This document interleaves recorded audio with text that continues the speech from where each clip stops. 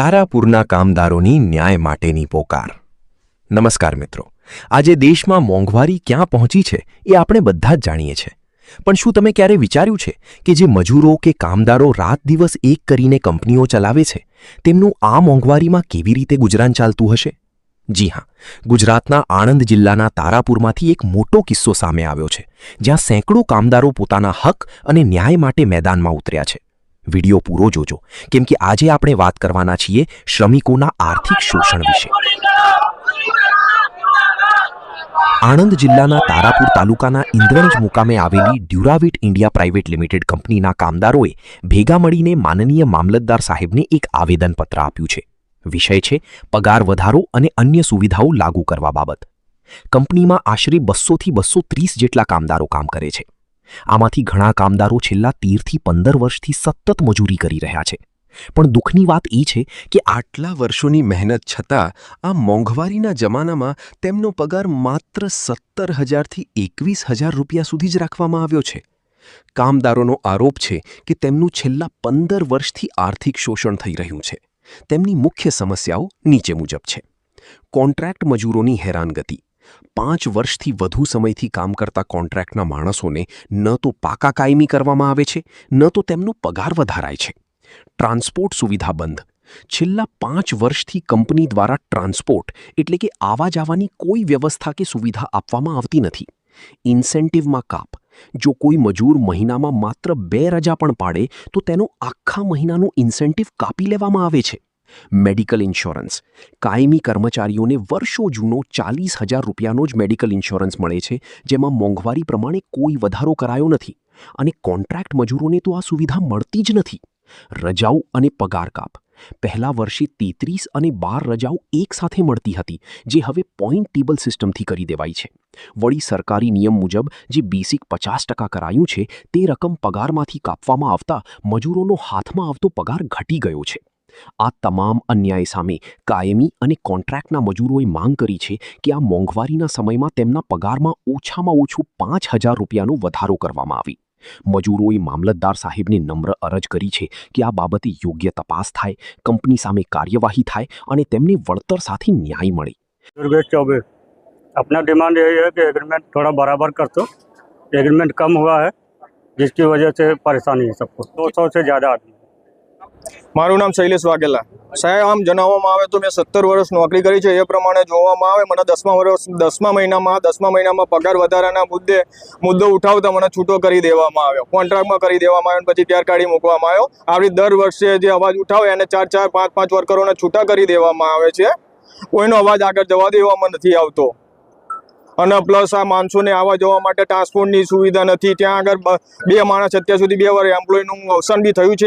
એક્સિડન્ટમાં 2 અવસાન થયું છે। હડતાલ મુદ્દે વર્કરોની માંગ એટલી જ છે કે તમે જે આ પગાર 3% વધાર્યો છે, 12% વધવો જોઈએ, એ વધ્યો નથી। એ પગાર વધ્યો નથી તો અત્યારની મોંઘવારીમાં આ એમ્પ્લોયને અત્યારે કેમનું પોસાઈ શકે? 17 વર્ષથી અમારું શોષણ છે, અમને કોઈ વળતર આપતા નથી જોવે એટલું। આ મોંઘવારીના પ્રમાણે અત્યારે મોંઘવારી કેટલી વધી ગઈ સાહેબ, એના હિસાબે કોઈનું ઘર ચાલતું નહીં। લોકોના છોકરા ભણે, આ તે બધું જો આ મોંઘવારીને જોઈએ ને તો ધ્યાનમાં લઈને લોકોના પેટ્રોલ આ તે કોઈ ખર્ચો એમ જ જતો રહે છે 4-5 હજાર રૂપિયા। તો 4-5 હજારમાં કઈથી ઘર ચાલે? 2-3% સાહેબ કશું ના કહેવાય મોંઘવારી પ્રમાણે। અને અમારે તો સતત કોન્ટ્રાક્ટવાળાને તો સતત પગાર વધતો જ નહીં સાહેબ।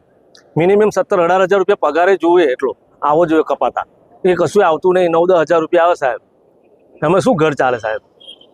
બહુ બધા લોકો બહુ હેરાન છે, ત્રાસી ગયા છે પબ્લિક, અને મજબૂર થઈને બેસવું પડ્યું સાહેબ કે વર્કરોને 5,000 રૂપિયાની દરેક વર્કરને અને દરેક પરમિટરને 5,000 રૂપિયા પગાર વધારી આપે તો બધાનું ઘર પોષણ ચાલે અને વ્યવસ્થિત અમે કામ તો કરીએ જ છે સાહેબ વ્યવસ્થિત, અને કંપની કમાય છે બી પુષ્કળ, પણ એ લોકો બહાર નહીં પાડતા કે અમે નહીં હાલતા, અમે કોન્ટ્રાક્ટવાળા નહીં હાલતા, અને પરમિટરવાળાને સાહેબ 50,000 રૂપિયાનો ખાલી ઇન્સ્યોરન્સ લઈએ તો 12 મહિના થઈ જાય। એ લોકો 12 મહિને પાસ થાય, એ લોકો કોઈ પૈસા હોય નહીં, કંઈકથી લાઈન કર્યું હોય 10-15 દાડા માટે તો એ पैसा तो 12 महीना लगी आवता नहीं साहब। चंद्रशेखर गहन डूरा बेटे अनशन बैठे हम 4 दिन हुए, अलग 6 तारीख से बैठे हैं। इसके बैठने के कारण ये है जो हमारा जो पगार रहता है हम उसमें से खुश नहीं है। इसका उससे अनशन बैठने से पहले हम कई बार उनसे ऑब्जेक्शन उठाया था लेकिन उनकी तरफ से कोई रिप्लाई नहीं आया था। हाँ सोचेंगे सोचेंगे सोचेंगे ऐसे बार बार बोला जा रहा था। इसके बदले हम हिंट भी दिया कई बार, ठीक है साहब ऐसा नहीं होगा तो हम आगे ऐसे कदम उठा सकते हैं। हमको ये बताया गया जो कि ठीक है आगे बात करेंगे। आगे बात करने का मतलब तो ये नहीं जो हम बात करें, इसका सजेशन तो कुछ निकलना चाहिए था, लेकिन ऐसा सजेशन मिला नहीं है। जब हम पहला दिन अनशन में बैठे हमको ऐसा ही बताया गया, ठीक है अगर समझाना उनका काम है, लेकिन अगर एक आदमी समझ गया तो सबको समझाना उनका काम है। लेकिन एक आदमी समझा वो सबको तो साथ नहीं ले सकता ना, वो मैनेजमेंट का काम, सबको समझना मैनेजमेंट का काम है। अगर कोई नहीं समझता है तो उनको कैसे लेना है वो उनकी जिम्मेदारी है। डिमांड पहले बात तो हमारा जो सैलरी जो है सबको सही होना चाहिए। अगर कोई 15 साल हो गए काम कर रहा है, उसको अगर 15,000 मिलेगा या 16,000 मिलेगा, उसमें कैसे किसके अपना फैमिली चलाएगा? वो भी खुद काम कर रहा है। और कोई बाहर का है वो भी अपना फैमिली चला रहा है। फैमिली चलाएगा साथ बच्चों को भी पढ़ाना है। खुद कम से कम जो बाहर रहता है वो चलो मान लीजिए सैलरी जब कम रहेगा वो खुद खाएगा क्या, कहाँ से EMI भरेगा, कहाँ से वो बच्चों को पढ़ाएगा? खाली उतना ही नहीं, लोकल वालों के साथ वही हाल है। सबका लगभग प्रॉब्लम सबके समान है।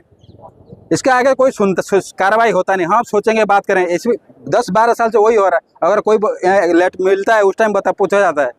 अब पूछा जाता है हमारा क्यों कम हुआ है, कंपनी ये चल रहा है वो चल रहा है, घाटा जा रहा है। ठीक है कंपनी हर साल तो घाटा नहीं जा सकता है ना। उसके बदले ये हाँ आगे बात करेंगे, ठीक है अगले साल देखेंगे, यही तसल्ली दिया जा रहा है। अगर इस बार हम पूछे तो तुम्हारा तो हर साल ऐसे ही 5-4 ऐसे होते हैं। फिर हमने पूछा 5% आज के समाज में अगर 15,000 20,000 किसका पेमेंट है, 5% ज़्यादा है क्या? उस इसलिए हमें एक मजबूर हम यहाँ पे बैठना है ना। कौन चाहता है अनशन में बैठने के लिए? कौन किसका नाम खराब करना चाहता है?